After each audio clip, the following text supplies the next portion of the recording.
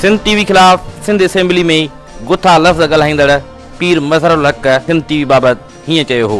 मां डॉक्टर साहब के सिंध टीवी जे सजी टीम के यकीन तो ॾियारियां त जेको सिंध टीवी असांजी शहीद राणी मोहतरमा बेनज़ीर भुट्टो साहबा शहीद जे लाइ जेको गम असां सां वंडायो हो सिंध जे ऐं पाकिस्तान जे ग़रीब माण्हुनि सां, हाणे असांजो वारो आहे त असां सिंध टीवी सां उहो हथ वधाए ऐं उन्हनि जी ख़िदमत कयूं। पीर साहब, तव्हांजी कहिड़ी ॻाल्हि खे सचो चइजे, काल्होकी खे या अॼोकी खे?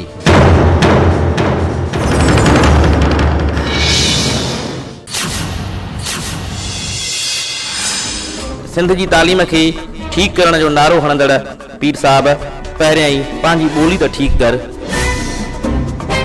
गुज़िरियल हफ़्ते कराची जे रांदियुनि जे हिकु प्रोग्राम में तो कराची में वेही चयो हो त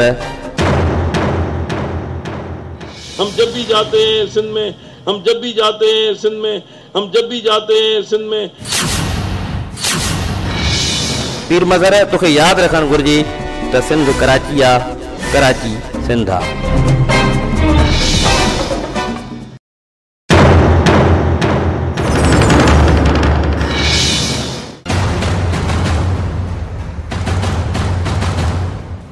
स्कूल तबाह आहिनि, इमारतूं वीरान आहिनि,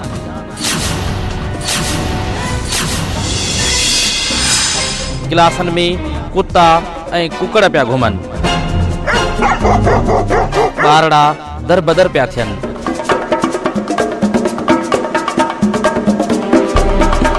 सिंध जी तालीम रोए पई ऐं साहब वरी खिलनि पिया।